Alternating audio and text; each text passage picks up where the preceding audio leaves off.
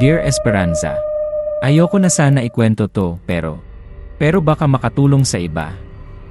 Baka may makarinig na taga rito rin sa amin sa palengke ng San Lazaro. Baka sakaling may mapigil pa tayo. Humugot ng malalim na hininga si Aling Bining. Ang anino niya sa pader ay tila sumasayaw, lumalaki at lumiliit sa bawat galaw ng kamay niyang may hawak na ilaw. Kitang-kita ang pagod sa kanyang mga mata, ang lalim ng mga guhit sa kanyang noo na parang mga mapang inukit ng pangamba. Dito sa palengke namin, pagpapatuloy niya, ang boses ay bahagyang garalgal, parang kinakalawang na bisagra, may sumpa yata ang Miyerkules. Ewan ko ba? Nagsimula lang to. Siguro mga 6 na buwan na ang nakakaraan. O baka mas matagal pa, hindi ko lang napapansin agad. Muling katahimikan. Tanging ang mahinang ugong ng lumang predyeder sa likod niya ang maririnig, at ang paminsan-minsang kaluskos sa bubungan, daga marahil, o pusa na naghahanap ng makakain sa hating gabi. Tuwing Miyerkules ng gabi, o pagpapatak na ang Huwebes ng madaling araw, laging may nawawala. Hindi naman yung parang nag-alsa balutan lang. Nawawala na parang bula. Isa sa mga taga-palengke. Minsan kargador, minsan tindera ng isda, minsan yung nagwawalis lang sa pasilyo. Basta, pagdating ng umaga, wala na sila. Parang hindi dumaan sa mundo. Inilibot ni Aling Bining ang ilaw sa paligid. Madilim. Tanging ang mga bakal na kawit na pinagsasabitan niya ng karne ang kumikinang ng bahagya. Ang palengke kasi namin, Esperanza, iba paggabi. Sa umaga, maingay yan, masigla. Tawanan, sigawan ng mga suki, tilian ng mga nagtitinda. Pero pag sumapit ang 6:00 ng gabi, pag nagsimula ng magligpit ang karamihan, nag-iba ang anyo. Nagiging malungkot, mapanlamig. Idinitalye niya ang itsura ng palengke sa gabi. Ang mga pasilyo na kanina lang ay puno ng tao, ngayoy mahahaba at madidilim na lagusan. Ang mga bakal na pinto ng mga pwesto, nakapinid na parang mga bibig na ayaw ng magsalita. Ang sahig, basa pa sa pinaghugasan ng mga tindero't tindera, kumikinang sa manilaw-nilaw na ilaw ng ilang post na hindi pa pundido. May amoy na naiba, hindi lang amoy ng panis na gulay o lumang dugo sa sahig. May amoy na luma. Amoy ng mga lihim na matagal nang nakatago sa mga sulok. May mga daga na kasinlaki ng pusa, bulong niya, na parang may nakikinig sa tabi niya. Naririnig mo silang naghahabulan sa ilalim ng mga mesa, sa loob ng mga kanal na barado. Tapos yung hangin. Pag humahampa sa mga yerong bubong, parang may bumubulong. Nakakakilabot. At doon niya sinimulan ang tungkol sa 2 bagong dating. Mga bandang, Abril yata yon? O Mayo? Dumating tong magkapatid daw. Si Elias at si Toto Berto. Walang nakakaalam kung saan sila galing. Basta isang araw, nagtayo sila ng pwesto. Hindi naman kalakihan pero malinis tingnan. Ang inilalako nila, karne rin. Pero hindi sila kumukuha sa mga katayan dito sa bayan. Sabi nila may sarili daw silang supplier. Ang pagdating nina Elias at Toto Berto ay hindi naman agad naging usap-usapan. Maraming dumarating at umaalis sa palengke. Ngunit may kakaiba sa kanila. Si Elias, ang mas matanda raw, ay matangkad, payat, laging nakasuot ng itim na kamiseta at pantalon na kupas. Bihira magsalita, pero pag tumingin, parang tinatagos ka. Malamig ang mga mata. Si Toto Berto naman, mas maliit, laging nakayuko, parang nahihiya. Pero ang mga kamay, napansin ni Aling Bining minsan, habang nagbubuhat ito ng sako, ang mga kuko nito ay mahahaba at tila matutulis, kahit pamukhang malinis. At hindi ito nagsasalita. Kahit kailan. Si Elias lang ang laging kausap ng mga tao. Ang ipinagtataka ng lahat, sabi ni Aling Bining, ay yung dami ng karne na binibili nila sa akin. Sa akin sila kumukuha pag minsan, pag kinukulang daw sila. At hindi barya-barya ang bili. 20 kilos, minsan 30 kilos. Puro baboy. Yung sariwang-sariwa. Yung bagong katay. Isang gabi, Miyerkules na naman, malapit nang magsara ang pwesto ni Aling Bining. Halos wala ng tao sa palengke. Papalinis na lang siya ng kanyang sangkalan nang dumating ang dalawa. Manang Bining, sabi ni Elias, ang boses ay mahina pero malinaw sa katahimikan ng palengke. 20 kilo ulit. Yung maganda. Habang tinatadtad ni Aling Bining ang karne, pinagmamasdan niya ang dalawa. Si Elias, nakatayo lang, diretso ang tingin sa kawalan. Si Toto Berto, katabi ng isang malaking kahon na yari sa kahoy, na laging daladala nila. Ang kahon ay mukhang mabigat, may mga butas sa gilid na parang pambentilasyon. Para saan ba iyang karne nyo, Elias? Hindi napigilang itanong ni Aling Bining. Ang dami naman lagi. May malaki ba kayong handaan? Ngumiti si Elias. Ngunit ang ngiti ay hindi umabot sa kanyang mga mata. Para sa mga alaga namin, Manang. Alaga? Nagtatakang tanong ni Aling Bining. Anong klaseng alaga ba yan at puro karne ang kinakain? Hindi sumagot si Elias. Tumingin lang ito kay Toto Berto na nanatiling nakayuko. Nang ilalagay na ni Aling Bining ang mga supot ng karne sa ibabaw ng kanilang kahon, may narinig siyang kakaiba. Isang mahinang kalabog mula sa loob. Tapos parang may kumakaluskos. Napahinto siya. Ano yun? Tanong niya, tinitignan ang kahon. Muling ngumiti si Elias. Wala yun, Manang. Baka daga lang. Pero ang tunog ay hindi parang daga. Mas malakas. May bigat. Parang may kung anong gumagalaw sa loob. Isang bagay na buhay. Nagkatinginan sina Elias at Toto Berto. Si Toto Berto, sa unang pagkakataon, ay bahagyang tumingala. At nakita ni Aling Bining ang gilid ng bibig nito. Mapula. Parang may bakas ng dugo. Ngunit mabilis din itong yumuko muli. Sige, Manang. Salamat, sabi ni Elias, iniabot ang bayad.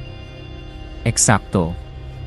Laging eksakto ang bayad nila, hindi na kailangan ng supli. Binuhat nilang dalawa ang kahon. Halatang mabigat ito.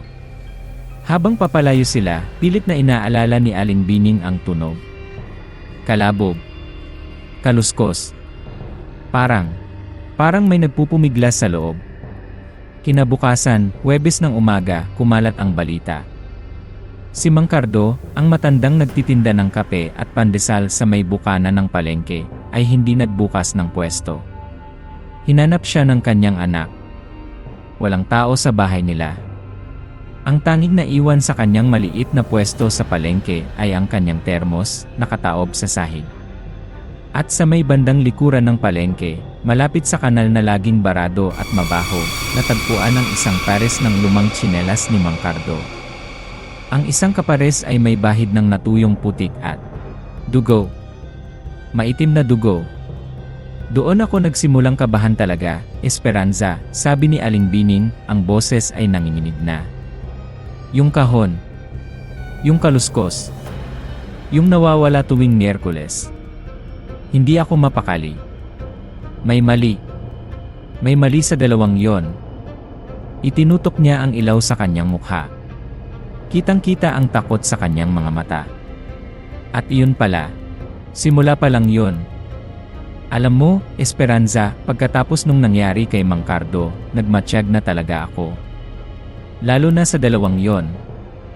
Si Elias at si Toto Berto. Kasi, iba talaga ang pakiramdam ko sa kanila. Parang may balabal na itim na nakapalibot sa kanila, hindi mo man makita, pero ramdam mo. Sinimulan niyang ikwento ang mga napapansin niya kay Toto Berto. Hindi ito palakibo, alam na natin yan. Pero higit pa doon. May mga pagkakataon, lalo na pagtanghaling tapat at kaunti ang tao, o pagdapit hapon na at nagsisimula ng magligpit ang iba, makikita mo si Toto Berto na nakaupo sa isang sulok ng kanilang pwesto. Madalas, sa may paanan niya ay may mga nagkalat na pusakal, mga pusang gala sa palengke. Hindi siya kumakain, diin ni Aling Bining. Kahit kailan, hindi ko siya nakitang nagsubo ng kanin, o tinapay, o kahit anong pagkain.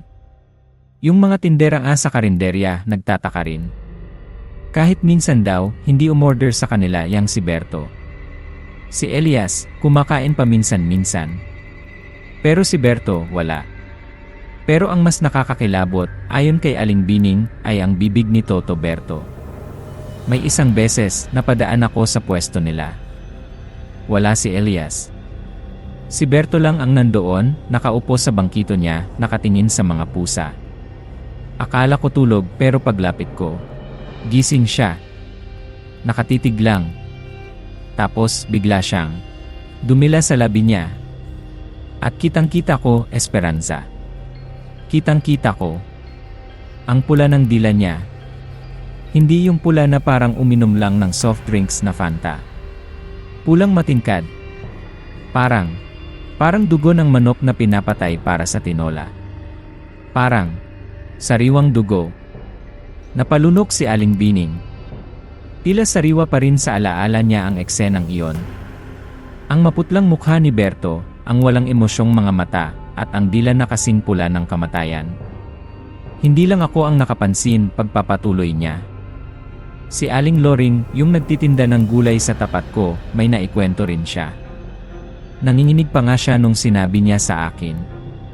Inilarawan ni Aling Bining ang itsura ni Aling Loring nang magkwento ito isang umaga, habang nagkakape sila bago dumagsa ang mga mamimili.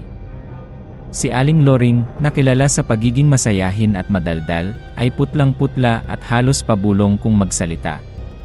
Manang Bining, simula ni Aling Loring, ang mga mata ay palinya-linya na parang takot na may makarinig. Kagabi, mga bandang 12:00 na siguro yon. Napadaan ako dito sa palengke. Naiwan ko kasi yung pitaka ko. Tahimik na madilim. Tapos nakita ko siya. Sino? Tanong ni Aling Bining. Si Elias. Humigpit ang hawak ni Aling Loring sa tasa ng kape. Nasa may pader siya, yung mataas na pader sa likod, yung malapit sa basurahan. Umaakyat siya, Manang. O, anong problema doon? Baka may kinukuha lang, sabi ni Aling Bining, sinusubukang pakalmahin ang kasama. Umiling si Aling Loring, mas lalong namutla. Hindi, Manang. Hindi ganoon. Yung pag-akyat niya, hindi normal. Walang hagdan. Walang tuntungan. Pero parang gagamba siyang dumidikit sa pader. Ang bilis. Tapos yung mga mata niya. Nakita kong lumingon siya saglit. Manang, parang nagliliwanag sa dilim. Akala ko tao lang siya. Pero hindi. Hindi tao yon. Napatigil si Aling Bining. Ang pag-akyat na parang gagamba. Mga matang nagliliwanag sa dilim. Nagsimula nang magtayuan ang mga balahibo niya sa batok. Unti-unti, kumalat ang mga kwentong katulad nito. Mga bulong-bulungan sa mga sulok ng palengke. May nakakita raw kay Elias na tumalon mula sa bubong ng isang pwesto papunta sa kabilang bubong, na parang pusa lang. May nagsabi namang narinig nila itong tumawa isang gabi, at ang tawa raw ay hindi parang sa tao, kundi parang halakhak ng kabayo. Pero takot ang mga tao. Ayaw nilang pag-usapan ng hayagan. Lalo na pag nandyan si Elias. Dahil si Elias, kahit tahimik, ay may aurang nakakapanginig ng tuhod. Isang hapon, may mga batang naglalaro malapit sa lumang poso negro sa gilid ng palengke. Naghahabulan sila, nagtatawanan. Dumaan si Elias, may bitbit na sako na naman na mukhang mabigat. Napahinto ito at tiningnan ang mga bata. Malamig. Walang emosyon. Umalis kayo dyan, sabi ni Elias, ang boses ay mababa at walang tono. Hindi agad kumibo ang mga bata, medyo natigilan sa tono ng lalaki. Sabi ko, umalis kayo, ulit ni Elias, bahagyang lumakas ang boses. At sa pagkakataong iyon, nakita ng isa sa mga bata, si Neneng, ang apo ni Aling Sela na nagtitinda ng bigas, ang mga mata ni Elias. Yung mata niya, Lola Bining, kwento ni Neneng kay Aling Bining kinabukasan, habang kumakain ng pandesal sa pwesto niya. Parang mata ng pusa paggabi. Ganon. At idinugtong pa ni Neneng ang sinabi ni Elias bago sila nagtakbuhan palayo sa takot. Pag di kayo umalis, baka sumama kayo sa laman ngayong gabi. Laman. Karne. Mas lalong kinabahan si Aling Bining. Ang mga salitang iyon, galing sa bibig ni Elias, ay may ibang bigat. Hindi na ito biro. Isang araw, habang nagwawalis si Aling Bining sa tapat ng pwesto niya, napadaan ulit si Toto Berto. Papunta ito sa kung saan, nakayuko gaya ng dati. Ngunit sa kanyang paghakbang, may napansin si Aling Bining sa sahig, sa mismong dinaanan nito. Isang maliit na patak. Tapos isa pa. Sinundan niya ng tingin. May mga ilang mapupulang patak na nanggagaling sa paanan ng mesa sa pwesto ni na Elias. Dugo. Sariwang dugo. Napatingin siya kay Toto Berto na papalayo. Saktong lumingon ito ng bahagya. Nakita na naman ni Aling Bining ang gilid ng bibig nito, basa at mapula. Dumila na naman ito sa labi, parang pusa pagkatapos uminom ng gatas, bago nagpatuloy sa paglakad at nawala sa isang madilim na eskinita. Hindi na nakatiis si Aling Bining. Pinuntahan niya ang pwesto ng magkapatid. Wala si Elias. Sumilip siya sa ilalim ng mesa kung saan nakita niya ang mga patak. May bakas nga ng dugo doon, tila pinunasan ng hindi maigi. May amoy. Amoy lansa. Ngunit ang tunay na nagpatindig ng balahibo ng lahat ay nangyari makalipas ang ilang araw. Si Mang Isko, na nagde-deliver ng yelo sa palengke, ay napasigaw nang buksan niya ang isa sa mga malalaking styrofoam box na puno ng yelo para sa mga tindera ng isda. Sa ibabaw ng durog na yelo, sa gitna ng mga nakababad na isda, may isang bagay na hindi dapat nandoon. Isang piraso ng daliri. Daliri ng tao. Maputla. Malamig. Na may pamilyar na singsing na kupas, ang singsing na laging suot ni Benjo, ang kargador na hindi na nakita mula pa noong nakaraang Miyerkules ng gabi. Nagkagulo ang palengke. May tumawag ng pulis. May mga nag-iyakan. Pero si Aling Bining, nakatayo lang sa pwesto niya, nakatingin sa direksyon ng pwesto ni na Elias at Toto Berto. Wala sila doon ngayon. Pero ramdam niya ang kanilang presensya. Ramdam niya ang lamig na bumabalot sa buong palengke. Hindi na to chismis lang, Esperanza, sabi ni Aling Bining, ang boses ay basag. Hindi na to haka-haka lang. May nangyayari sa palengke namin. Isang bagay na madilim, marumi, at gutom. At alam kong may kinalaman ang magkapatid na yon. Tumingin siya diretso sa ilaw, ang mga mata ay nanlilisik sa pinaghalong takot at determinasyon. Kailangan kong malaman kung ano sila. Kailangan kong malaman kung ano ang ginagawa nila. Bago mahuli ang lahat. Esperanza, pagkatapos nung sa daliri ni Benjo, parang nagbago ang lahat sa palengke. Yung dating sigla napalitan ng kaba. Yung mga dating nagtatawanan, ngayon nagbubulungan na lang.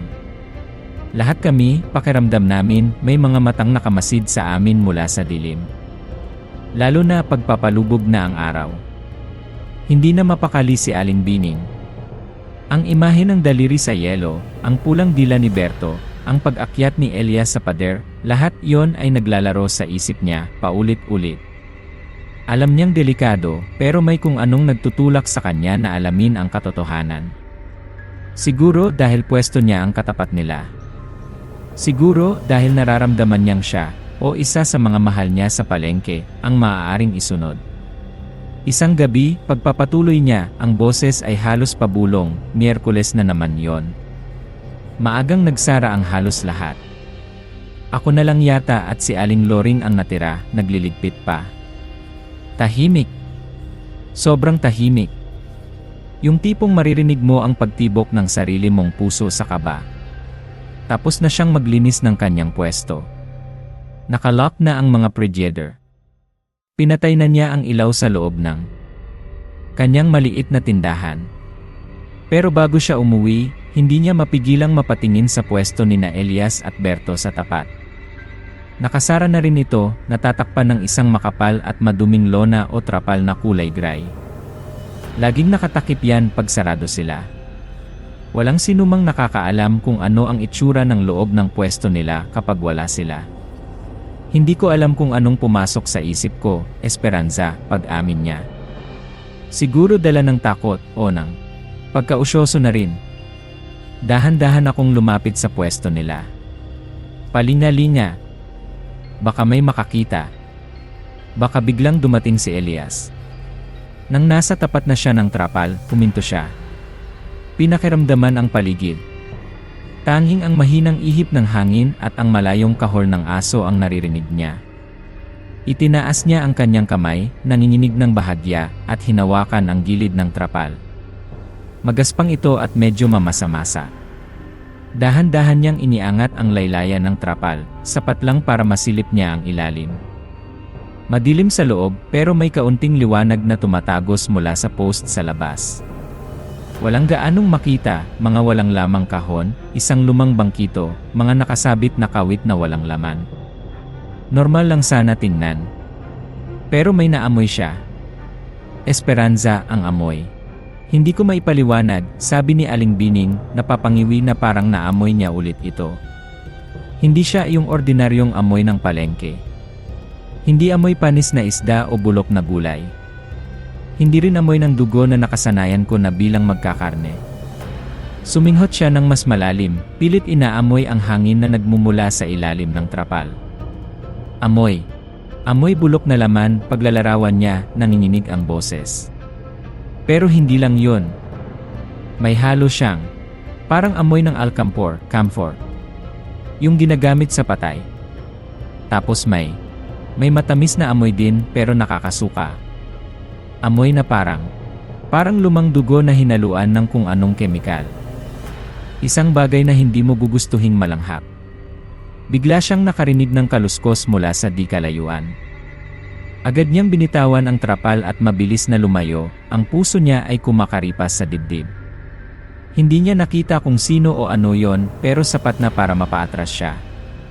Umuwi siyang daladala ang kakaibang amoy na yon sa kanyang isipan. Nang gabing iyon, hindi siya makatulog ng maayos.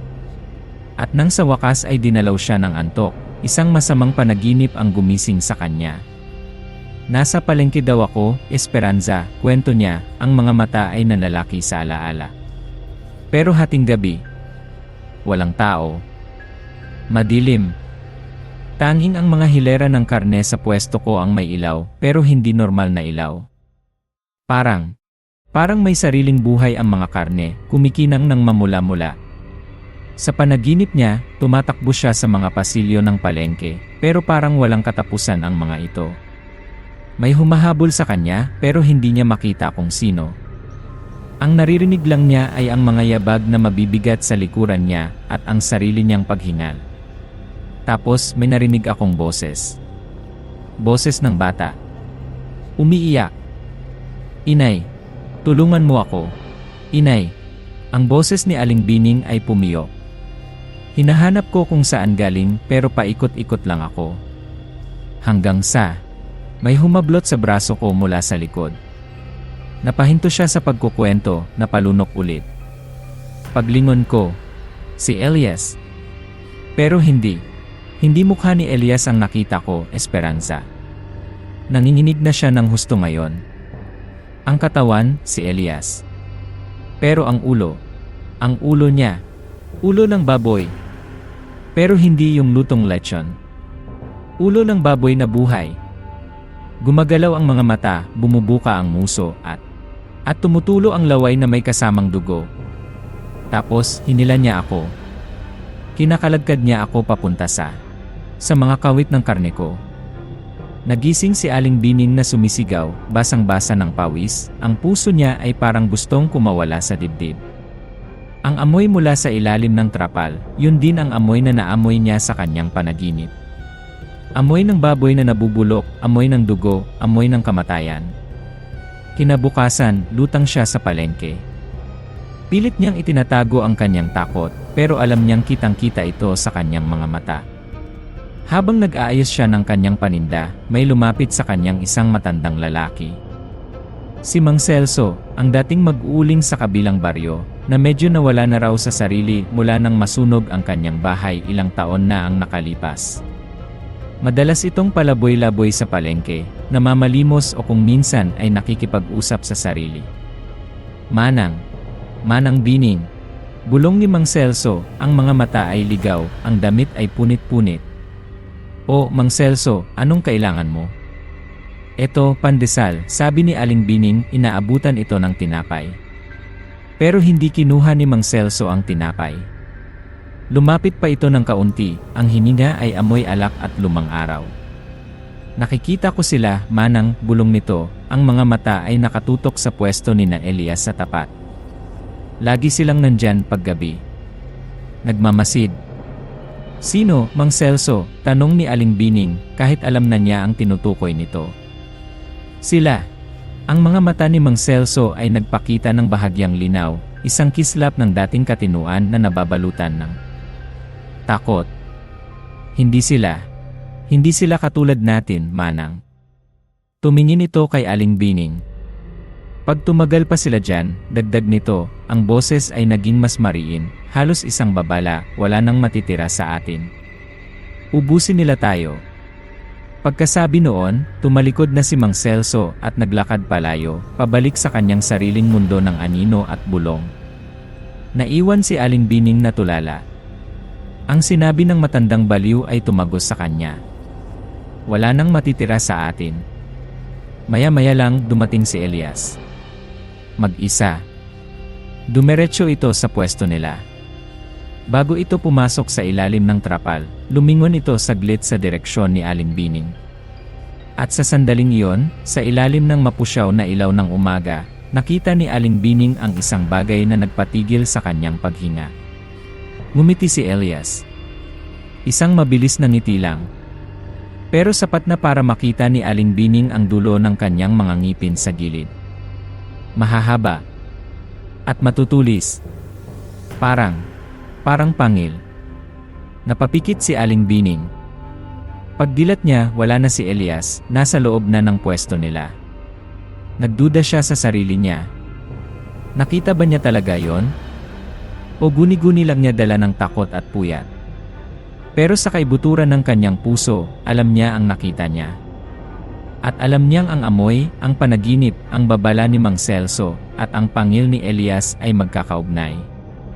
May tinatago sila, Esperanza, sabi ni Aling Bining, ang determinasyon ay muling bumabalik sa kanyang boses, tinatabunan ang takot. Isang bagay na masama. Isang bagay na hindi dapat nandito sa mundo ng mga tao. At kailangan kong malaman kung ano yon. Kahit anong mangyari. Esperanza, akala ko hanggang doon na lang. Mga bulungan, mga kakaibang amoy, mga masasamang panaginip. Akala ko kaya ko pang tiisin. Pero mali ako. Mali ako, Esperanza. Isang umaga, ilang araw matapos niyang masilayan ang pangil ni Elias, nagising si Aling Bining sa malakas na atungal at iyakan mula sa likod bahay nila. May maliit silang kulungan doon kung saan nag-aalaga siya ng ilang baboy at manok, pandagdag kita, at para sa sariling konsumo na rin. Yung alaga kong inahin, si Berta, kwento ni Aling Bining, ang boses ay nanginginig sa galit at pangingilabot. Paborito ko yon. Mataba, malusog. Malapit ng manganak. Nagmamadali siyang lumabas. Ang asawa niya at ang dalawang anak nilang binatilyo ay naroon na, nakatingin sa loob ng kulungan na may hindi makapaniwalang ekspresyon sa mga mukha. Paglapit ni Aling Bining, napasigaw siya sa nakita. Si Berta, ang kanyang paboritong inahin, ay nakahandusay sa sahig ng kulungan. Patay na. Pero hindi iyon ang pinakamasaklap. Ang tiyan ng baboy ay bukas. Laslas. Pero hindi hiwa ng kutsilyo. Ang mga gilid ng sugat ay hindi pantay, parang hinila, pinunit gamit ang kamay, o ngipin, at ang loob. Walang laman. Ang mga bituka, ang atay, ang puso, lahat ay nawawala. Hinugot palabas. Malinis ang pagkakatanggal, walang ibang pinsala sa katawan ng baboy. Ang karne, ang taba, nandoroon pa rin. Pero ang lamang loob, parang isinubo at nilunok ng buo. Walang dugo masyado sa paligid, Esperanza, sabi ni Aling Bining, pilit na inaalala ang detalye. Parang hinigop. Hindi ko alam. Basta, ang linis ng pagkagawa, pero karumal-dumal. Nagkagulo sila. Sino ang gagawa noon? Walang bakas ng tao. Ang alambreng bakod ng kulungan ay buo pa rin, walang sira. Walang putol. Paano nakapasok ang kung sino man? Maya-maya, lumapit si Neneng, ang apo ni Aling Sela na nagtitinda ng bigas, na nakatira malapit sa kanila. Ang bata ay namumutla at nanginginig. Lola Bining. Lola Bining. Sabi ng bata, humahagulgol. Nakita ko po. Kagabi. Anong nakita mo, Neneng? Tanong ng nanay ng bata, niyayakap ito. Mga madaling araw na po yata yon, kwento ni Neneng sa gitna ng mga hikbi. Nagising po ako kasi naiihi ako. Pagtingin ko po sa bintana namin, doon po sa may kulungan nyo. May gumagalaw. Ano nang gumagalaw, iha? Mahinahong tanong ni Aling Bining, kahit kinakabahan na siya. Isang hayop po, sabi ni Neneng. Maitim. Maliit lang, parang kambing na payat. Pero yung paa niya po sa likod, mas mahaba kaysa sa harap. Tapos yung paglakad niya, patalikod. Umuurong po siya pero pasulong ang takbo.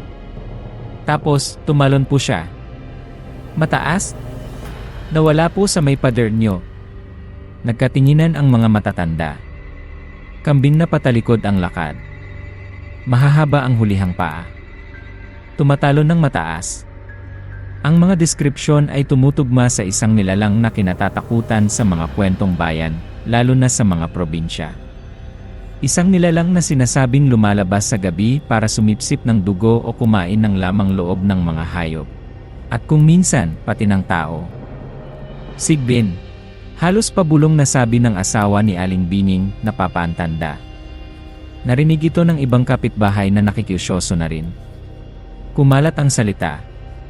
Sigbin. Ang gumawa nito sa baboy ni Aling Bining ay isang sigbin.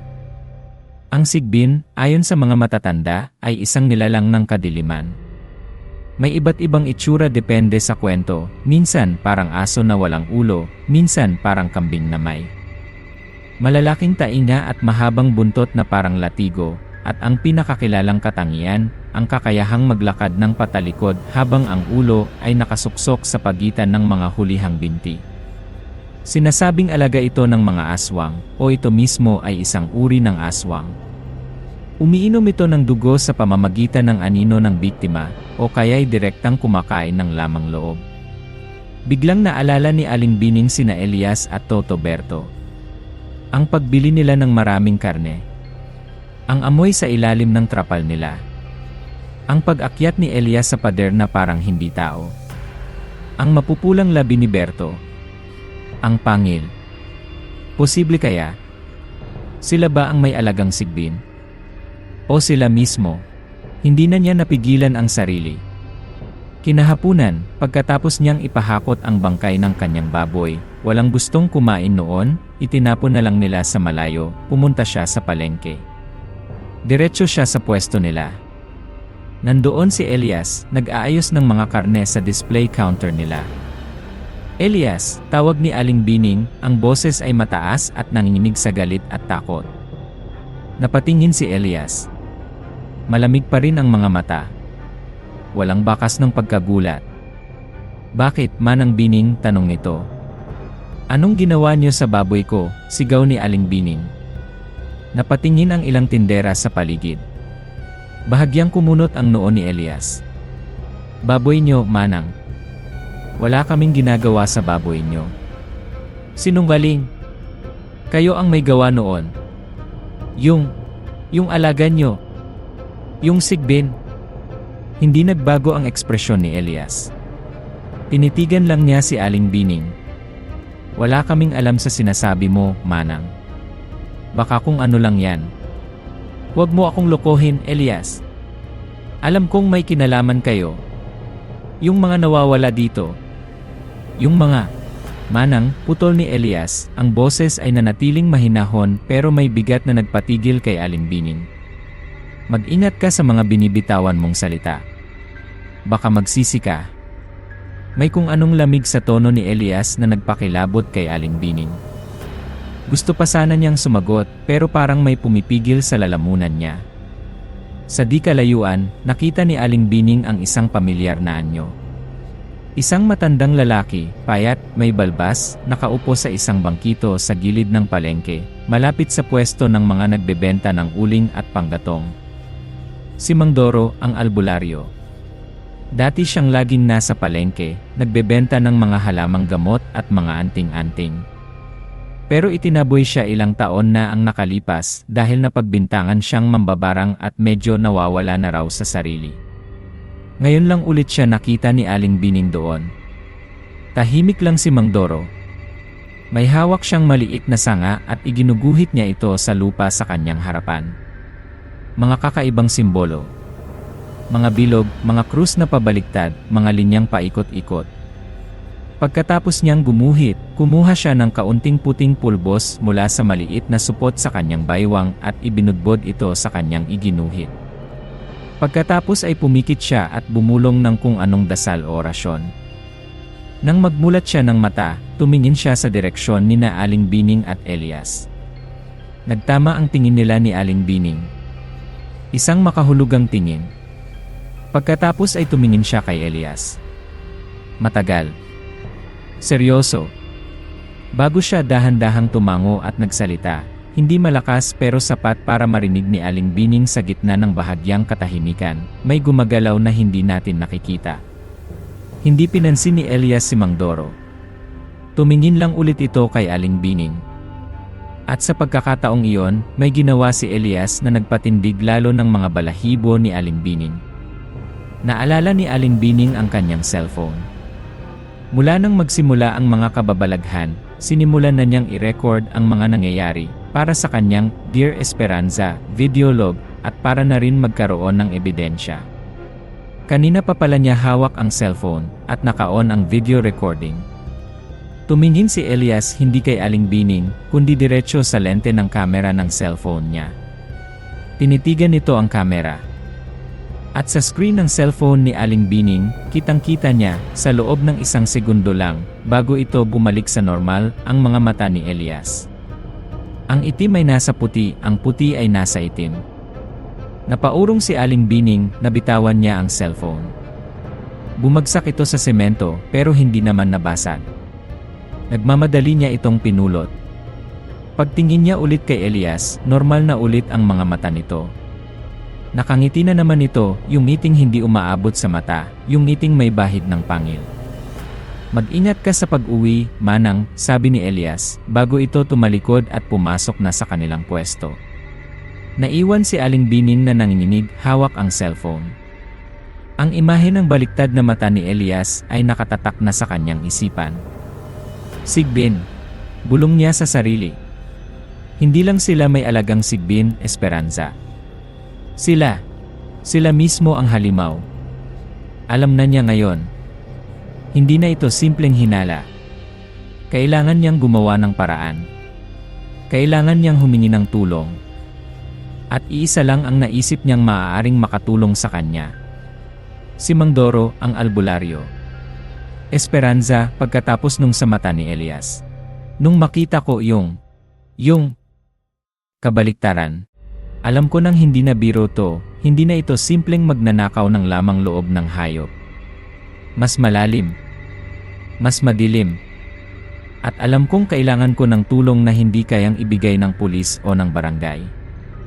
Kinagabihan, hinanap ni Aling Bining si Mang Doro. Nakita niya itong nagliligpit na ng kanyang mga panindang ugat at dahon sa gilid ng palengke. Nilakasan niya ang kanyang loob at nilapitan ito. Mang Doro, tawag niya. Lumingon ang matanda. Ang mga mata nito, na kanina ay tila ligaw, ngayon may kakaibang talas at pagkaunawa. Tila alam na nito kung bakit siya lumapit. Aling Bining, sabi nito, ang boses ay mahinahon. Matagal na kitang hinihintay. Nagulat si Aling Bining. Paano niyo nalaman, Mang Doro? Ang mga tulad nila, sabi ni Mang Doro, tumingin sa direksyon ng nakasarado ng pwesto ni na Elias, ay may dalang anino na hindi maitatago sa mga matang bukas sa katotohanan. Nakita ko sila noon pa man dumating. Nakita ko ang dala nilang gutom. Naalala ni Aling Bining ang unang beses na nakita niya si Mang Doro na nakatingin kay Elias. Noong araw na yon, bago pa man mangyari ang sa baboy niya, nakita na niya ang matinding titig ni Mang Doro kay Elias. Isang titig na may pinaghalong pagkamuhi, takot, at pagkilala. Ang mga mata ni Mang Doro noon ay hindi mata ng isang baliw, kundi mata ng isang nakakakita ng hindi nakikita ng karaniwan. Tulungan niyo po ako, Mang Doro, pakiusap ni Aling Bining. Hindi ko na po alam ang gagawin ko. Pinatay nila ang baboy ko. May mga nawawala dito tuwing Miyerkules. At si Elias, iba po siya. Hindi siya tao. Tumango si Mang Doro. Alam ko, isa sa kanila, o marahil pareho sila, ay hindi nagmula sa ating mundo. Sila ay mga aswang. Aswang.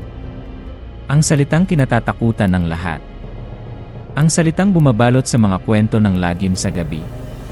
Kailangan nating maglagay ng proteksyon, Bining, sabi ni Mang Doro. Kailangan nating ipaalam sa kanila na alam natin kung ano sila. Na hindi sila maaaring maghari-harian dito. Kinabukasan, bago pa man magbukas ang palengke, naroon na si Mang Doro. Kasama niya si Aling Bining at si Aling Loring, na pumayag ding tumulong matapos marinig ang plano. May dalang maliit na bayong si Mang Doro na naglalaman ng mga kakaibang bagay, dinikdik na luya, magaspang na asin, ilang piraso ng uling na galing daw sa punong sinigaan ng kidlat, maliliit na botelya ng langis na may kung anong dahon sa loob, at mga puting kandila. Una, inutusan ni Mang Doro si Aling Bining at Aling Loring na maglagay ng kaunting asin at dinikdik na luya sa bawat pasukan ng palengke, at sa harap ng bawat pwesto, lalo na sa mga pwesto malapit kina Elias. Habang ginagawa nila ito, bumubulong si Mang Doro ng mga orasyon na hindi nila maintindihan. Pagkatapos, kumuha si Mang Doro ng yeso at nagsimulang gumuhit ng mga simbolo sa pader malapit sa pwesto ni Aling Bining, mga simbolo na katulad ng iginuhit niya sa lupa kahapon. Habang gumuguhit siya, nagsalita siya ng malakas, sapat para marinig ng mga nagbubukas pa lang na tindera. May aswang sa gitna ninyo, sigaw ni Mang Doro, ang boses ay umalingaw sa tahimik pang palengke. Nagbabalak kayo. Kumukuha ng buhay. Mag-ingat kayo. Nagtinginan ang mga tao. May mga natakot, may mga hindi naniwala, may mga nagbulungan na nababaliw na naman ang matanda. Pero lahat sila ay napatingin sa direksyon ng pwesto ni na Elias, na sarado pa. Hindi pa tapos si Mang Doro. Kumuha siya ng isang luma at kinakalawang na patalim mula sa kanyang bayong. Hindi ito ordinaryong kutsilyo. Ang bakal nito ay maitim, parang pinanday sa sinaunang paraan. Sabi ni Mang Doro, ito raw ay bakal na itim, isang uri ng metal na kinatatakutan daw ng mga masasamang espiritu at aswang. Umakyat si Mang Doro sa tulong ng isang bangkito at ipinatong ang patalim sa ibabaw ng pintuan ng pwesto ni Aling Bining sa may hamba. Ito ang magbabantay sa iyo, Bining, sabi niya. Hindi sila makakapasok dito nang hindi nagpapakita ng tunay nilang anyo. Nang magbukas ang pwesto ni na Elias, wala silang pinakitang kakaiba. Tahimik lang silang nag-ayos ng paninda. Ngunit napansin ni Aling Bining ang pagsulyap ni Elias sa mga iginuhit ni Mang Doro sa pader, at sa patalim na nakapatong sa itaas ng pwesto niya. May kakaibang kislap sa mga mata ni Elias, pero mabilis din itong nawala. Buong araw, tensyonado ang palengke. Lahat ay nagmamasid. Si Mang Doro ay nanatili sa kanyang pwesto sa gilid, tahimik na nakamasid, paminsan-minsan ay bumubulong ng orasyon. Nang dapit hapon na, at nagsisimula ng magligpit ang iba, naglakad si Elias papunta sa direksyon ng pwesto ni Aling Bining. Hindi malaman ni Aling Bining kung may bibilhin ito o ano. Habang papalapit si Elias, napatingin si Aling Bining sa itim na patalim na nakapatong sa itaas ng kanyang pwesto. Eksaktong pagtapat ni Elias sa harap ng pwesto ni Aling Bining, biglang nangyari ang hindi inaasahan. Ang itim na patalim ay biglang nahulog mula sa pagkakatong nito. Bumagsak ito sa semento na may malakas na kalansing. Ngunit, hindi iyon ang nakagulat sa lahat. Ang patalim na kanina lang ay tuyo, ngayon ay basa. At ang basa ay hindi tubig. Nang damputin ito ni Mang Doro, kitang-kita ng lahat, ang patalim ay tila pinapawisan ng kalawang na may halong maitim na likido. Parang dugo. Dugo na nanggagaling mismo sa bakal. Napatingin si Elias sa nahulog na patalim. Tapos ay tumingin siya kay Mang Doro at pagkatapos ay kay Aling Bining. Isang malamig na ngiti na naman ang gumuhit sa kanyang mga labi. Hindi siya nagsalita. Tumalikod lang siya at naglakad pabalik sa kanyang pwesto. Kita nyo, sabi ni Mang Doro sa mga nakapaligid na tindera na nakasaksi sa pangyayari. Ang bakal ay tumatangi sa presensya ng kasamaan. Ang babala ay malinaw. Natakot si Aling Loring. Kinaumagahan, nagdesisyon siyang ilipat ang kanyang pwesto ng gulay. Lumipat siya sa kabilang dulo ng palengke, malayo kina Elias. Marami pang ibang tindera ang nag-isip na gawin din yon. Ang dating magkakatabing pwesto ay nagsimula ng maghiwa-hiwalay dahil sa takot. Nang gabing iyon, habang nakahiga at hindi makatulog, may naalala si Aling Bining. Isang alaala mula sa kanyang kabataan, mga 10 taon na marahil ang nakalilipas. Bago pa siya nagkaroon ng sariling pwesto, tumutulong lang siya sa kanyang tiyahin sa pagtitinda ng isda. May isang kargador noon, si Tonyo. Masipag palangiti. Bigla na lang itong nawala isang araw. Miyerkules din ng gabi. Walang nakakaalam kung saan nagpunta. May mga nagsabing umuwi na raw sa probinsya. May nagsabing sumama raw sa ibang babae. Pero ang huling nakakita sa kanya ay nagsabing papunta raw ito sa likod ng palengke, malapit sa lumang bodega, para umihi. Hindi na ito nakabalik. Kinabukasan, may nakitang maliit na bahid ng dugo malapit sa bodega, pero binaliwala lang ito ng mga tao. At naalala ni Aling Bining ang isang detalye.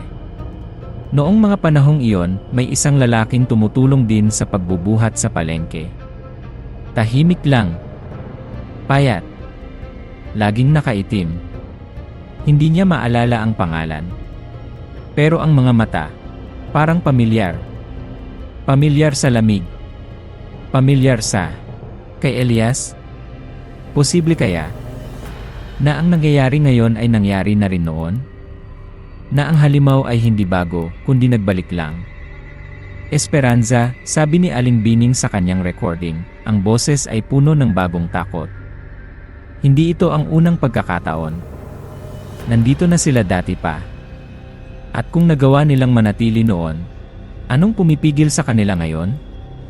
Sa gitna ng kanyang pag-iisip, muling nagsalita si Mang Doro mula sa gilid ng palengke kaninang hapon, bago sila maghiwalay. Tila alam nito ang tumatakbo sa isip niya. Ang sabi ko kanina, Bining, paglilinaw ni Mang Doro, ang mga mata ay seryoso, isa sa kanila ang hindi tao. O marahil pareho sila. Ngunit may isa pa akong hinala. Tumingin ito ng diretsyo sa mga mata ni Aling Bining. May isa sa 2 bagong lalaki na yan. Hindi talaga tao. Hindi kailanman naging tao. Ang mga salitang iyon ay tumatak sa isipan ni Aling Bining. Hindi tao. Hindi kailanman naging tao. Esperanza, pagkatapos ng babala ni Mang Doro at nung sa patalim, lalong naging tensyonado ang palengke. Para kaming naglalakad sa ibabaw ng mga itlog. Bawat isa nagmamasid. Bawat isa naghihintay kung ano ang susunod na mangyayari. At hindi kami nabigo. Dumating ang tag-ulan. Malalakas na buhos ng ulan ang halos gabi-gabing dumadalaw sa bayan. Ang palengke, na may mga butas-butas ng yero, ay nagiging mas madilim at mas mapanglaw. Ang tunog ng patak ng ulan sa bubong ay parang walang katapusang bulong. Ang mga pasilyo ay nagiging madulas at maputik. Isang gabi, napakalakas ng ulan. May kasama pang malakas na hangin at kulog at kidlat. Halos walang taong naglakas loob na lumabas. Maging ang mga tindera ay maagang nagsipagsara. Si Aling Bining ay naghahanda na ring umuwi, tinitiyak na nakalock ng mabuti ang kanyang pwesto. Habang isinasara niya ang bakal na rehas ng kanyang tindahan, sa gitna ng isang malakas na pagkulog at pagkidlat na panandaliang nagliwanag sa buong palengke, may natanaw siyang gumagalaw sa di kalayuan. Si Elias. Naglalakad dito sa gitna ng malakas na ulan, walang payong, tila hindi alintana ang basang-basa niyang damit. Naglalakad dito palayo sa direksyon ng likurang bahagi ng palengke. Normal lang sana. Ngunit may napansin si Aling Bining na nagpatayo ng lahat ng balahibo sa kanyang katawan. Dahil sa liwanag ng kidlat, nakita niya ang anino ni Elias sa basang semento. Ang anino, gumagalaw ng iba sa kanya. Habang si Elias ay naglalakad pasulong, papalayo kay Aling Bining, ang anino nito ay gumagalaw patungo sa kabaliktarang direksyon. Papalapit kay Aling Bining. At hindi lang iyon. Ang anyo ng anino ay hindi eksaktong katulad ni Elias. Mas mahaba ang mga braso nito, mas payat ang katawan at ang ulo. Tila may sungay o mahahabang tainga. Hindi niya matiyak. Ang liwanag ng kidlat ay mabilis na nawala at nilamon muli ng dilim si Elias at ang kanyang aninong may sariling buhay. Napaurong si Aling Bining, napasandal sa rehas ng kanyang pwesto. Nanlamig ang buong katawan niya. Hindi siya makahinga. Anino na hiwalay sa katawan? Anino na gumagalaw ng kusa? Ito ba ang sinasabi sa mga kwentong bayan? Na ang mga aswang, kapag nasa tunay nilang anyo o kapag malakas ang kanilang kapangyarihan, ay hindi na sumusunod sa batas ng liwanag at anino. Nanginginig ang mga kamay niyang kinuha ulit ang kanyang cellphone. Naka-record pa rin. Itinutok niya ito sa direksyon kung saan niya huling nakita si Elias. Wala na ito doon. Ngunit nagbabaka sakali siyang nahagip ng kamera ang nangyari.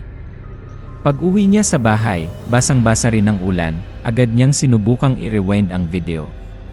Hinanap niya ang eksaktong sandali ng pagkidlat. At naroon na. Nahagip ng kamera. Kitang-kita ang paglakad ni Elias palayo at ang anino nitong gumagalaw pasalubong. Kahit malabo dahil sa dilim at ulan, kitang-kita ang hindi natural na paggalaw ng anino. Ang kakaibang hugis nito. Ito na. Ito na ang pruweba, esperanza, na sabi niya sa sarili, ang puso ay tumatalon sa pinaghalong takot at tuwa. May ebidensya na siya. Ngunit nang subukan niyang i-play ulit ang video, biglang nag-static ang screen ng kanyang cellphone. Naggaralgal ang tunog. Ang imahe ni Elias at ng kanyang anino ay naging mga linyang putol-putol at kumukurap-kurap. Sinubukan niyang i-rewind ulit pero ayaw na. Ang video file ay tila na corrupt. Nasira. Hindi na mabuksan. Napabalikwa si Aling Bining. Paanong nangyari yon? Kanina lang ay maayos pa. Sinubukan niya ulit ng sinubukan pero wala na talaga. Ang tanging natira ay isang sira-sirang file na hindi na mapanood. Parang may ayaw na makita niya ulit yon. Parang may pumigil sa kanya na magkaroon ng ebidensya. Lalong lumalim ang kanyang paranoia. Pakiramdam niya, hindi lang ang mga pisikal na kilos nila ang kailangan niyang katakutan, kundi pati ang kakayahan nilang manipulahin ang mga bagay sa paligid nila. Pati ang teknolohiya. Ang insidenteng iyon, at ang pagkasira ng kanyang video, ay kumalat din, kahit walang pruweba, sa pamamagitan ng kwento ni Aling Bining kina Mang Doro at Aling Loring. Mas lalong natakot ang mga tao sa palengke. Ang dating kinatatakutan lang na Miyerkules ay nadagdagan na. Marami ng tindera ang hindi na nagbubukas kapag malakas ang ulan sa gabi, kahit hindi Miyerkules. May mga naglalagay na ng asin at bawang hindi lang sa harap ng pwesto nila, kundi pati sa mga bintana ng kanilang mga bahay. Ang palengke ay nababalot na ng takot at pamahiin. Isang araw, may isa pang insidente na nagpatunay na may kakaibang nangyayari. Isang delivery boy ng karne mula sa Katayan ang nagulat nang ibababa niya ang isang ulo ng baboy na inorder ng isang lechonero sa labas ng palengke. Napansin niyang may kagat ang isang tainga ng baboy. Malaking kagat. At ang mas nakakakilabot, ang marka ng ngipin ay hindi parang sa aso o sa daga. Ang hugis, ang pagitan, parang ngipin ng tao, Manong, sabi ng delivery boy sa mga nag-usyosong tindera. Pero mas malalaki. At parang ang lalim ng pagkakabaon. Walang nakaalala na may taong kumagat sa ulo ng baboy na yon. At bakit naman gagawin yon ng kahit sino? Si Aling Bining, nang marinig ang kwento, ay napatingin na naman sa pwesto ni na Elias. Naalala niya ang pangil na nasilayan niya. Naalala niya ang mapupulang labi ni Berto. Ngipin ng tao. O ngipin ng isang bagay na nag-aanyong tao. Lumalala na, Esperanza, sabi ni Aling Bining sa kanyang kamera, ang boses ay pagod na pagod. Parang lumalakas sila. O baka naman, hindi na sila nag-iingat. Hindi ko alam. Ang alam ko lang, kailangan naming malaman kung ano ang pinagmumula ng lahat ng ito. Kung saan sila nanggagaling paggabi. Kung ano ang tinatago nila sa likod ng palengke. Ang likod ng palengke. Ang lugar kung saan huling nakita si Tonyo 10 taon na ang nakalipas. Ang lugar kung saan nakita ni Aling Loring si Elias na umaakyat sa pader. Ang lugar na madilim, maputik, at iniiwasan ng karamihan. Doon niya naisip na maaaring matatagpuan ang kasagutan. Esperanza, pagkatapos nung sa anino at sa kagat sa ulo ng baboy, nagkausap kami ni Aling Loring at ni Mang Doro. Hindi na pwedeng patagalin to, kailangan naming malaman kung ano ang nasa likod ng palengke.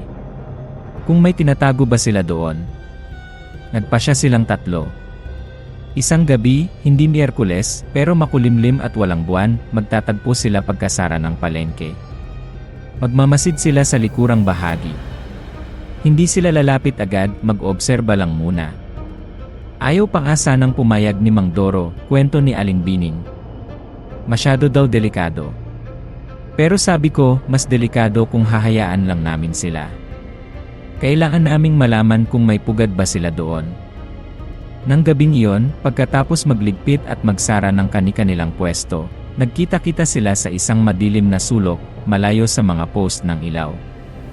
Si Aling Bining ay may dalang malaking flashlight. Si Aling Loring ay may dalang isang maliit na bote ng holy water at isang krusipiho. Si Mang Doro naman ay may dalang isang maliit na bayong na naman na naglalaman ng asin, luya, at ilang pirasong itim na bato na hindi nila alam kung ano. Dahan-dahan silang naglakad patungo sa likurang bahagi ng palengke.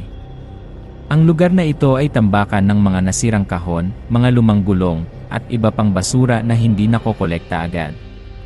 May isang malaking kanal na mabaho ang amoy. At sa dulo nito, nakatayo ang isang lumang istruktura, isang bodega na yari sa pinagtagpi-tagping yero at kahoy. Sabi ng mga matatanda, dati raw itong kapilya o maliit na simbahan noong unang panahon, pero matagal nang inabandona at ginawang imbakan na lang ng kung ano-ano. Habang papalapit sila, may napansin si Aling Bining sa maputik na lupa. Mga bakas ng paa. Papunta sa direksyon ng lumang bodega. At hindi lang iyon. May mga patak. May itim na patak. Mukhang natuyong dugo. Dito sila dumadaan, bulong ni Mang Doro, itinuro ang mga bakas. Nagkatinginan sina Aling Bining at Aling Loring. Ang kaba sa kanilang dibdib ay lumalakas. Sinundan nila ang mga bakas ng dugo na humahantong mismo sa pintuan ng lumang bodega. Ang pintuan ay yari sa makapal na kahoy, pero mukhang sira na ang kandado. Bahagyang nakaawang ito. Mang Doro, sigurado ba tayo dito? Nanginginig na tanong ni Aling Loring. Kailangan nating malaman, sagot ni Mang Doro, ang boses ay mahina pero matatag.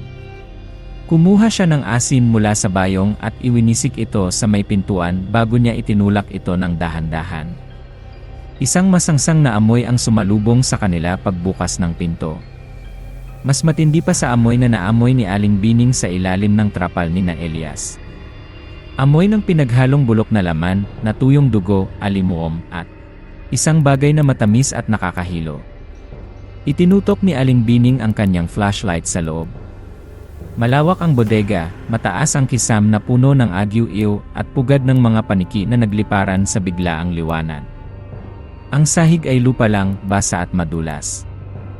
May mga nakatambak na lumang sako, mga sirang muebles, at mga kung ano-anong kalat sa mga gilid. "Tingnan nyo," sabi ni Mang Doro, itinuro ang sahig.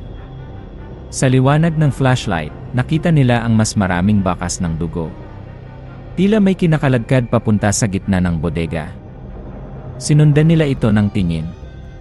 At sa gitna ng bodega, naroon ang isang bagay na nagpanginig sa kanilang mga tuhod. Isang altar. Pero hindi ito ordinaryong altar. Hindi ito altar para sa Diyos o sa mga santo. Ito ay isang krudo at karumal-dumal na pagtitipon ng mga bagay na hindi mo akalaing pagsasama-samahin. Nakapatong ito sa ibabaw ng isang malaking bato na tila hinukay mula sa lupa. May mga buto. Buto ng hayop, baboy, manok, aso. Na pinagpatong-patong at tinalian ng mga tuyong baging. May mga bungo ng daga at pusa na nakatusok sa mga patpat. May mga tuyong balat ng kung anong hayop na nakasampay. At sa gitna ng lahat ng ito, mga bagay na galing sa tao. May mga buhol-buhol na buhok. Maitim, mahahaba. Buhok ng babae. May mga natuyong patak ng dugo na namuo na parang mga itim na almirol. May isang maliit na garapon na may lamang likido na kulay itim-pula na may lumulutang na kuko. Kuko ng tao. At ang pinakakakilakilabot sa lahat, sa ibabaw ng altar, nakapatong ang isang bagay na napakalinaw kung ano, isang tenga. Tenga ng tao. At sa tabi nito, isang maliit at maputlang daliri. Daliri ng bata. Napahawak si Aling Loring sa bibig, pigil ang pagsuka. Si Aling Bining naman ay nanlamig, hindi makagalaw. Si Mang Doro ay napapikit at bumulong ng dasal. Ito ang kanilang pinag-aalayan, sabi ni Mang Doro, ang boses ay puno ng pagkasuklam. Isang altar para sa kadiliman. Tumingin sila sa pader sa likod ng altar. Ang pader ay gawa sa lumang bato, marahil bahagi pa ng dating kapilya. At sa pader na yon, may mga nakaukit. Mga kakaibang simbolo na katulad ng iginuguhit ni Mang Doro.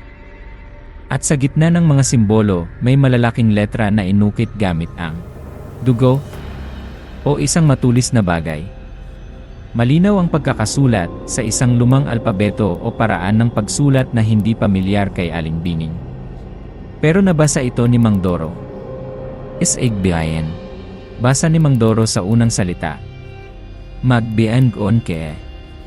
Sigbin magbangon iye. Sigbin, bumangon ka. Isang panawagan. Isang utos. Isang ritual. Naalala ni Aling Bining ang mga kwento ng kanyang ina noong bata pa siya.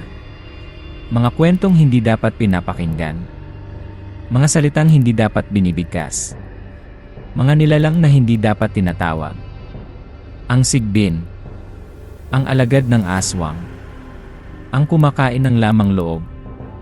Ang naglalakad ng patalikod. Kaya pala, bulong ni Aling Bining. Kaya pala ganun ang ginawa sa baboy ko. Nag-aalay sila. Pinapakain nila ang sigbin. Biglang may narinig silang kaluskos mula sa isang madilim na sulok ng bodega. Mabilis na itinutok ni Aling Bining ang flashlight doon. May nakita silang isang bagay na kalahating nakabaon sa lupa. Mukha itong isang lumang rebulto na yari sa maitim na kahoy o bato. Hindi buo ang anyo nito, tila natabunan na ng lupa at panahon. Ngunit ang bahaging nakikita, ang ulo, ay nakakakilabot. Mahaba ang nguso nito, may matutulis na tainga at ang bibig ay nakanganga, nagpapakita ng mga ngipin. Matutulis at mahahaba. Parang ngipin ng aso o lobo. Si Aling Loring, sa hindi malamang dahilan, marahil sa pagkausyoso o sa matinding takot, ay lumapit dito at hinawakan ang rebulto. Pagkahawak niya rito, bigla siyang napasigaw. Isang sigaw na puno ng matinding sakit at takot. At pagkatapos ay bigla siyang bumagsak sa lupa, walang malay.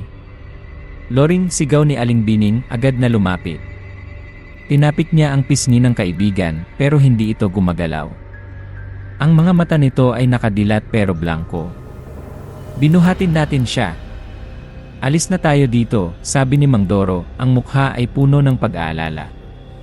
Hindi ligtas dito. Ang lugar na ito, may kapangyarihan ito. May nagbabantay. Hirap man, nagtulungan sila ni Mang Doro na buhatin si Aling Loring palabas ng bodega. Habang papalabas sila, hindi mapigilan ni Aling Bining na mapalingon pabalik sa altar at sa nakaukit na mga salita sa pader. Sigbin magbangon iye. Ang mga salitang iyon ay umalingaw sa kanyang isipan. Hindi lang ito isang simpleng panawagan. Ito ay isang proseso. Isang ritual na matagal nang ginagawa. At pakiramdam niya, malapit na itong makumpleto. Esperanza, sabi ni Aling Bining, ang hininga ay habol pa rin, ang takot ay bumabalot sa kanyang boses. Nakita namin ang pugad nila. Nakita namin ang altar nila. At alam naming may mas malaking panganib na paparating. Hindi lang mga nawawalang tao. Hindi lang mga pinapatay na hayop. May gusto silang buhayin.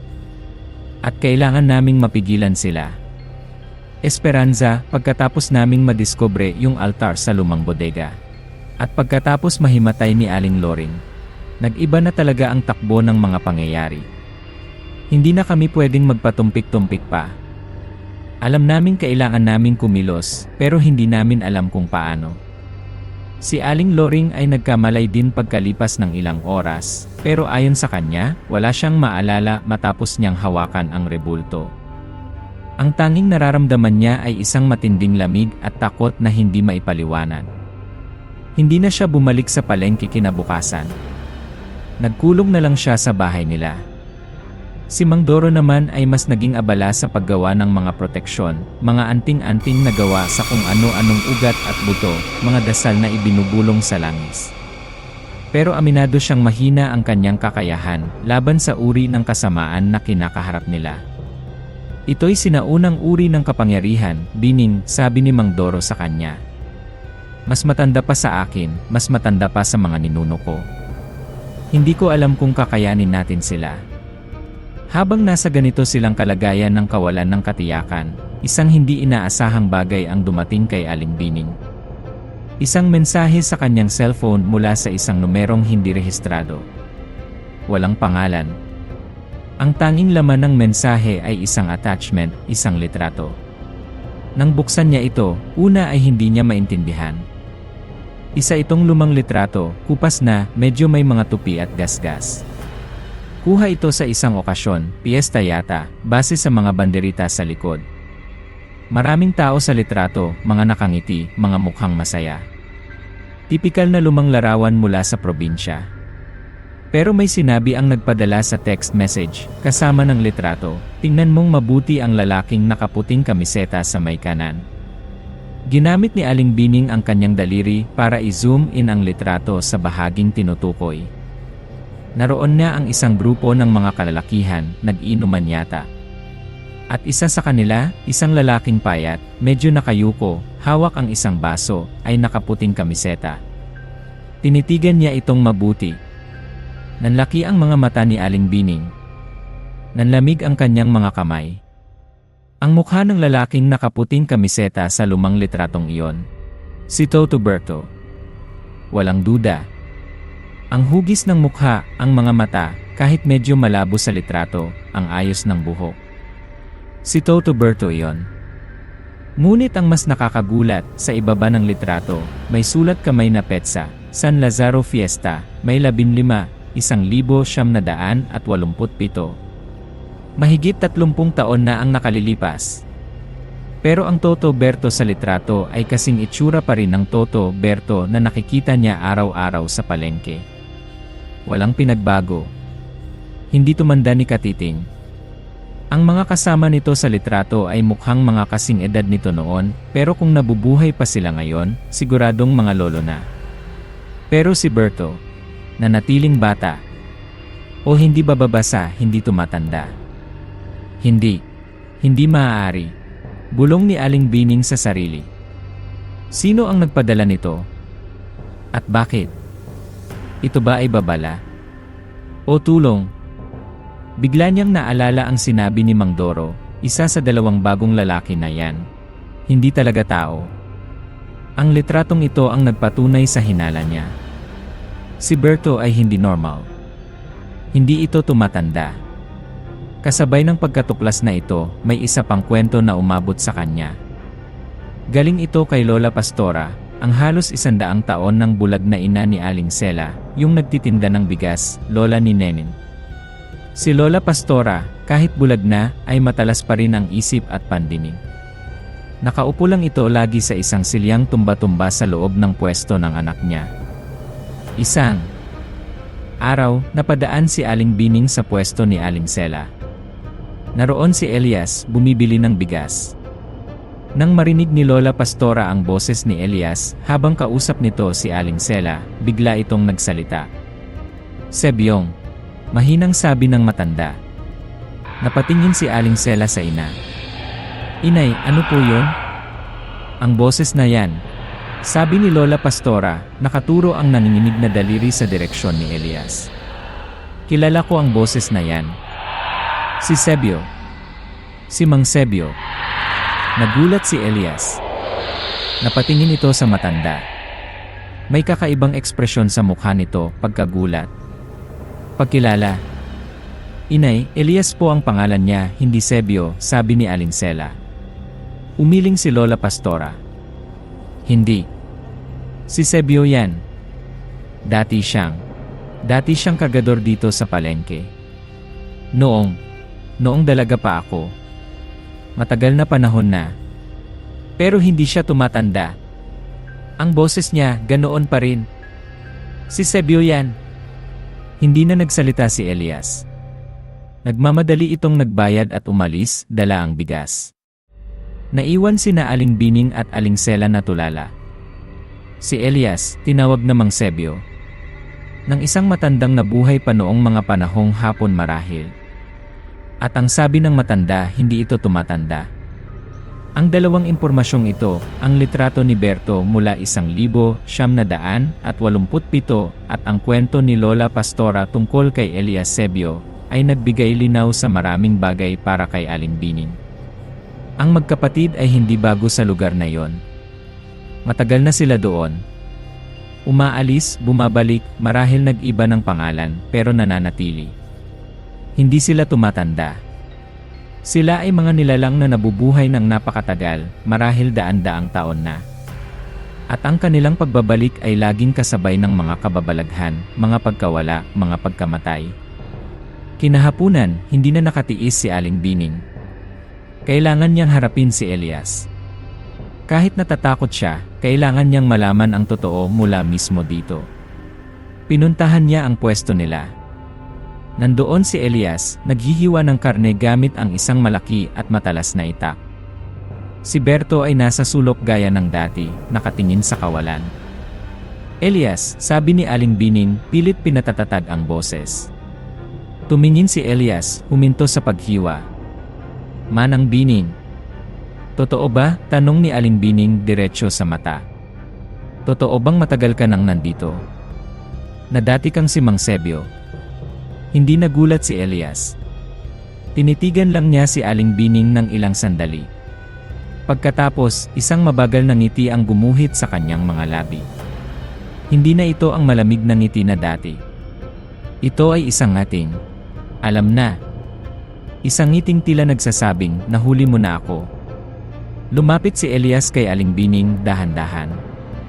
Huminto ito sa mismong harap niya, ilang pulgada lang ang pagitan. Yumuko ito ng bahagya na parang may ibubulong. Kilala mo na ako, di ba? Bulong ni Elias. Ang hininga ay malamig at may kakaibang amoy, ang amoy mula sa altar. Alam mo na kung sino kami. Kung ano kami. Nanigas si Aling Bining sa kinatatayuan niya. Ang lamig ng mga salita ni Elias ay tumagos hanggang sa kanyang mga buto. Tumingin si Elias sa itak na hawak ni Aling Bining, ang itak na ginagamit niya sa pagtadtad ng karne, ang tanging armas na dala niya para sa proteksyon. Dahan-dahang itinaas ni Elias ang kanyang kamay at hinawakan ang dulo ng itak. Matibay ang itak mo, manang, sabi ni Elias, ang ngiti ay naroon pa rin. At pagkatapos, sa harap mismo ng mga mata ni Aling Bining, biglang nangyari ang imposible. Ang matibay na bakal ng itak na hinawakan ni Elias ay biglang nagkaroon ng mga bitak. Mula sa dulo kung saan nakahawak ang daliri ni Elias, gumapang ang mga bitak na parang gagamba hanggang sa crack.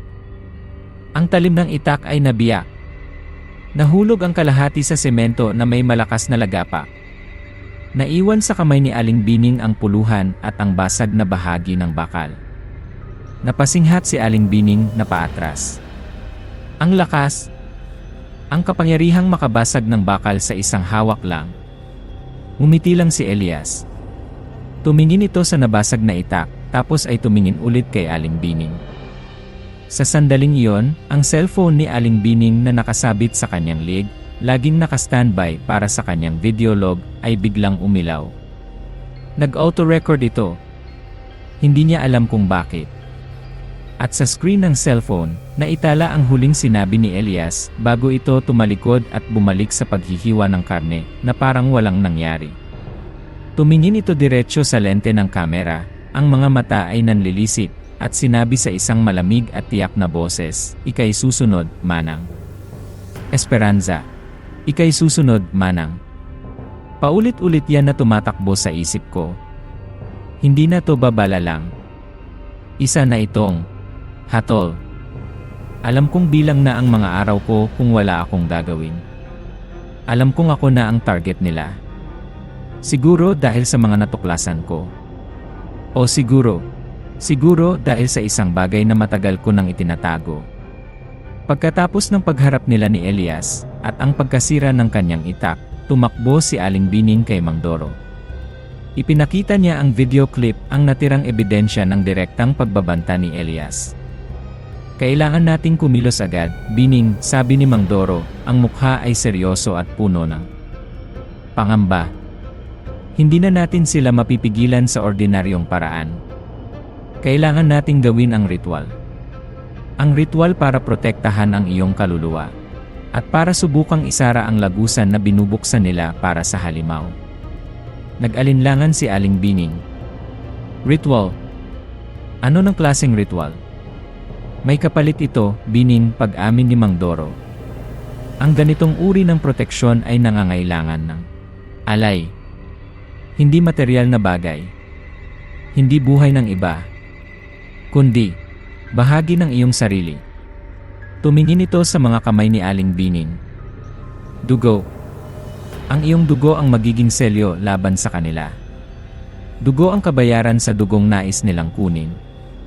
Natakot si Aling Bining. Pero mas natakot siya sa mga mata ni Elias. Mas natakot siya sa aninong may sariling buhay. Mas natakot siya sa altar sa bodega. Pumayag siya. Kinagabihan, dinala siya ni Mang Doro hindi sa palengke, kundi sa isang maliit at lumang kubo sa labas ng bayan, malapit sa sementeryo. Ang kubo ay pagmamay-ari daw ng ninuno ni Mang Doro na isa ring albularyo. Madilim sa loob, amoy alikabok at pinatuyong dahon. Ang tanging liwanag ay nagmumula sa ilang itim na kandila na sinindihan ni Mang Doro sa gitna ng sahig na lupa. Sa gitna, may isang bilog na iginuhit gamit ang puting pulbos na asin. Sa loob ng bilog, may mga kakaibang simbolo na iginuhit gamit ang uling. May mga dahon ng kung anong halaman na nakakalat. May isang lumang salamin na nakatayo sa isang sulok, madilim at malabo ang refleksyon. May mga buhol ng itim na sinulid at buhok na nakasabit sa mga sulok ng kubo. Ang hangin ay mabigat at hindi gumagalaw. "Pumasok ka sa loob ng bilog, Bining," utos ni Mang Doro. "Huwag kang lalabas kahit anong mangyari, kahit anong makita o marinig mo.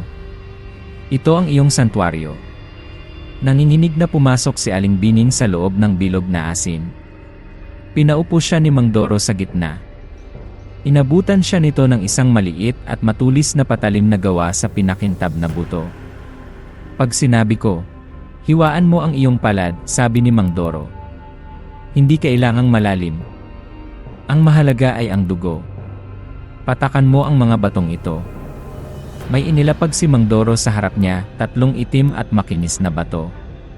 Nagsimula si Mang Doro na umikot sa labas ng bilog, hawak ang isang umuusok na dupa na may kakaibang amoy, matamis pero may halong mapait.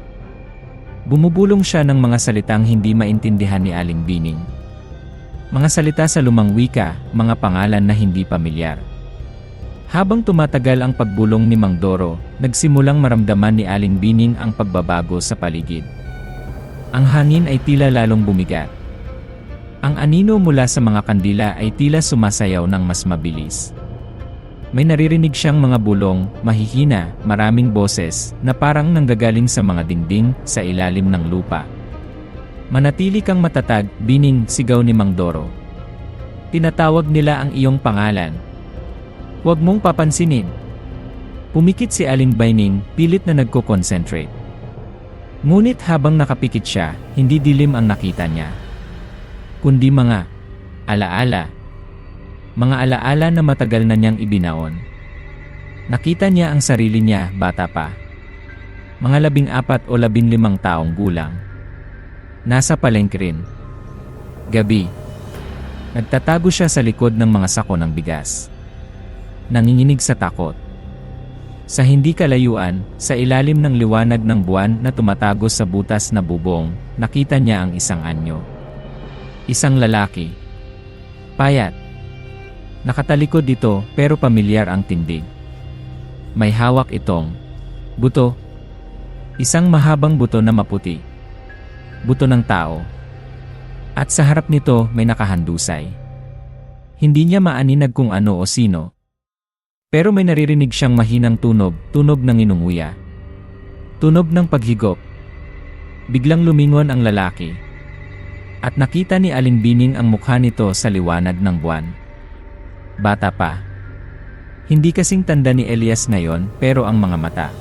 Ang mga matang iyon. Malamig. Walang kaluluwa. Si Elias. O si Sebio. May hawak itong piraso ng laman. Maitim, mamula-mula. Itinaas nito iyon at isinubo. Mumuya ito ng dahan-dahan. Ang mga mata ay nakatitig sa direksyon kung saan siya nagtatago. Alam niyang nakita siya nito. Ngumiti ito, ang parehong iting may pangil. Hindi sumigaw si Aling Bining noon. Hindi siya tumakbo. Nanatili siyang nagtatago, nanginginig hanggang sa umalis ang lalaki. Kinabukasan, may nawawalang palaboy na natutulog sa palengke. Hindi na ito nakita kailanman. Walang pinagsabihan si Aling Bining. Itinago niya ang nakita niya. Dahil sa takot. Takot na baka siya ang isunod. Takot na baka hindi siya paniwalaan. Pinili niyang manahimik para mabuhay. Ngayon, sa loob ng bilog na asin, ang alaalang iyon ay bumalik ng buong linaw. Ang bigat ng kasalanan. Ang bigat ng kanyang katahimikan. Siya. Naging bahagi siya ng pagkubli sa halimaw. Ang kanyang pananahimik noon ang marahil nagbigay daan para makabalik ito ngayon. Napasigaw si Aling Bining sa sakit ng alaala at pagsisisi. Bining! Ngayon na, sigaw ni Mang Doro. Ang dugo mo! Ialay mo! Nanginginig ang kamay ni Aling Bining na itinaas ang patalim na buto. Tinitigan niya ang kanyang palad. Ang dugong ito, kabayaran sa kanyang katahimikan. Kabayaran para sa mga buhay na nawala. Buong lakas niyang hiniwa ang kanyang palad. Gumuhit ang sakit at bumulwak ang dugo. Mainit. Mapula. Itinapat niya ito sa 3 itim na bato at piniga ang kanyang palad. Pumatak ang dugo sa mga bato. Pagpatak ng dugo, biglang lumakas ang hangin sa loob ng kubo. Ang mga kandila ay halos mamatay. Ang mga bulong ay naging mga sigaw. Mga sigaw na hindi sa tao. At mula sa ilalim ng lupa, sa ilalim mismo ng kinaupuan ni Aling Bining, may narinig siyang tunog. Isang tunog na gumagapang, kumakaluskos. At pagkatapos, isang ungol. Isang halhal. Isang tunog na pinaghalong atungal ng baboy at huni ng paniki. Isang tunog na alam niyang pag-aari ng nilalang na tinatawag nilang sigbin. Gumalaw ang lupa sa ilalim niya. Nagkaroon ng mga bitak sa bilog na asin, Hindi, sigaw ni Mang Doro, mas lalong nagmadali sa pag-ikot at pagbulong ng orasyon. Hindi ka makakapasok dito. Protektado siya. Ngunit ang tunog ay papalapit. Ang ungol ay papalakas. Nararamdaman ni Aling Bining ang presensya nito sa ilalim niya. Gutom.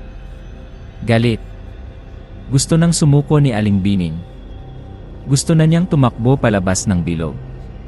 Ngunit bigla niyang naalala ang sinabi ng kanyang ina noong bata pa siya at nagkukwento tungkol sa mga aswang. Ang aswang, anak, sabi ng kanyang ina, malakas yan, nakakatakot. Pero tandaan mo, ang aswang, pag tinutulan mo, pag hinarap mo, pag hindi ka nagpatalo sa takot. Takot din yan. Takot din yan. Humugot ng lakas si Aling Bining mula sa kaibuturan ng kanyang pagkatao.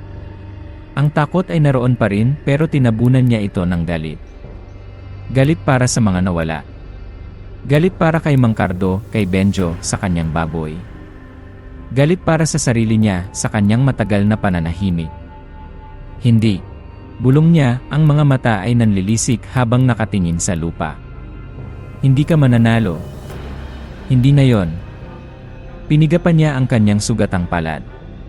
Mas maraming dugo ang pumatak sa mga bato. Ang mga bato ay tila uminit sa kanyang harapan. Ang ungol mula sa ilalim ay biglang nagbago.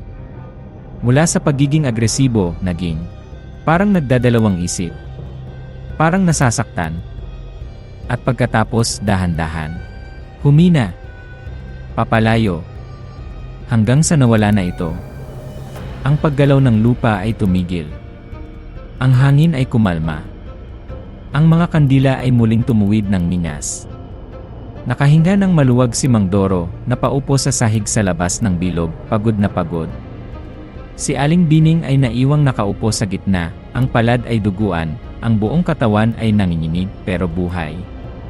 Naitaboy natin siya. Sa ngayon, sabi ni Mang Doro, humihinal.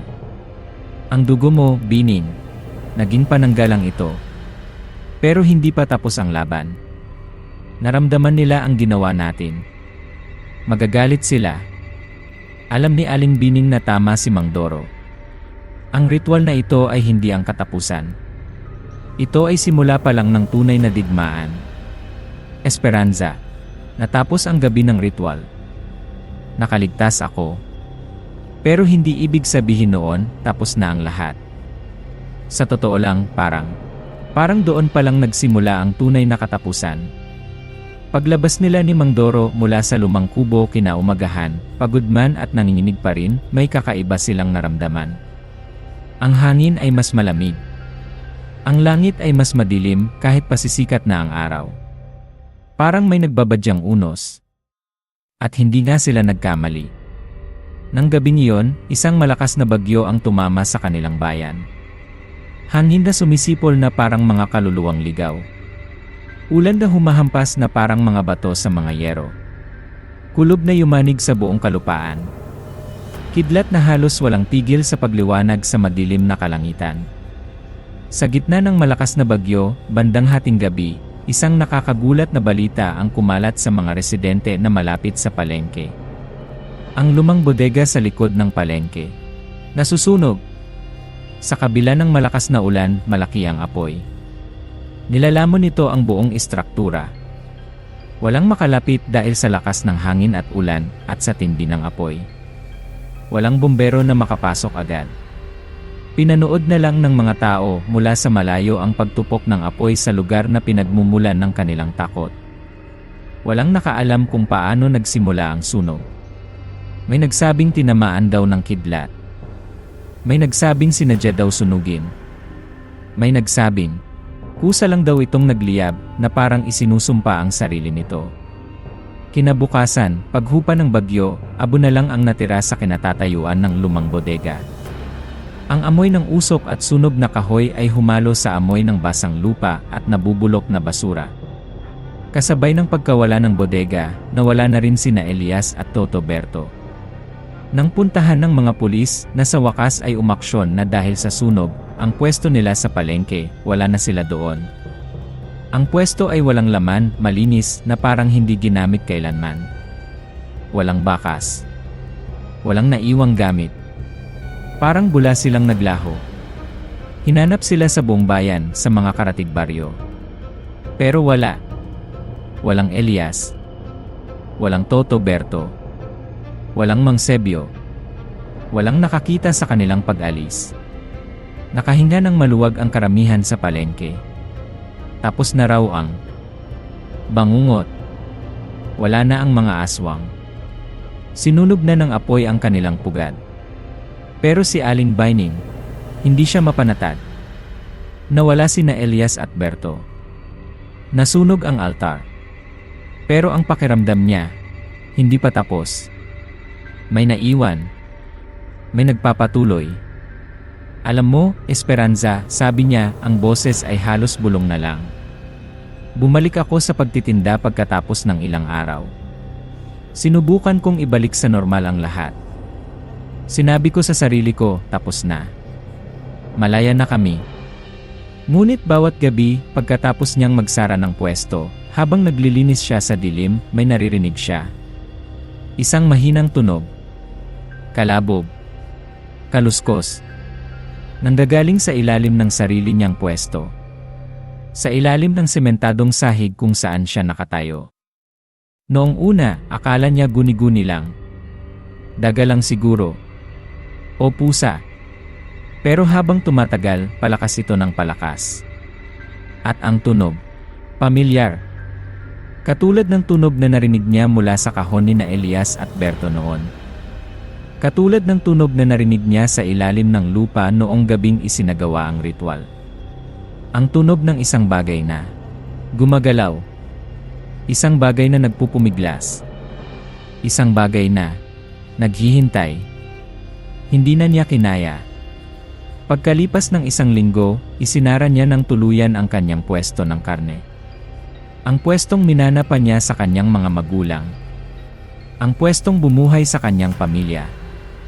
Hindi na niya kayang tumuntong pa doon. Hindi na niya kayang marinig pa ang mga kalabog sa ilalim. Marami nang umalis sa palengke. Si Aling Loring hindi na bumalik. Ang iba pang mga tindera ay nagsilipatan na rin ng lugar.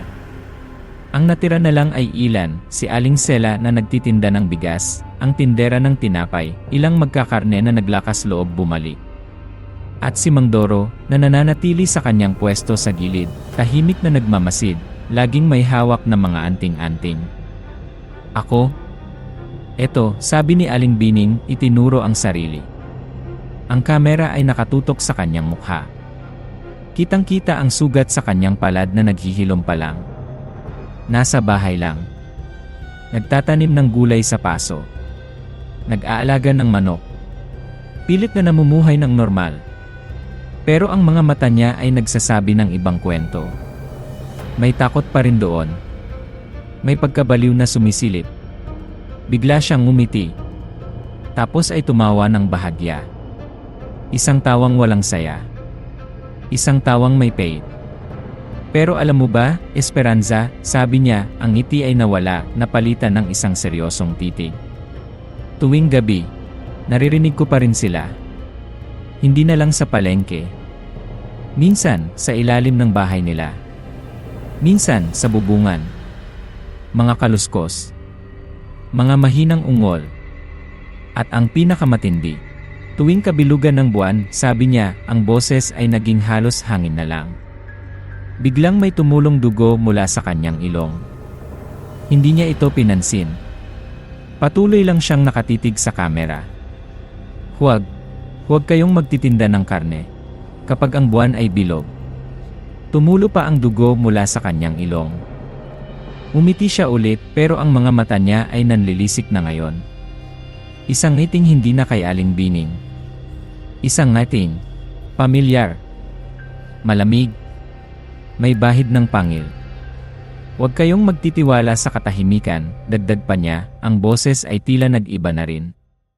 Dahil baka nasa ilalim lang sila. Naghihintay. At baka ang susunod na Miyerkules, hindi na niya tinapos ang sasabihin. Nanatili siyang nakatitig sa kamera, ang dugo ay tumutulo mula sa ilong, ang mga mata ay may kakaibang liwanag, ang ngiti ay nakapangingilabot. Pagkatapos ay biglang nag-static ang video. At natapos.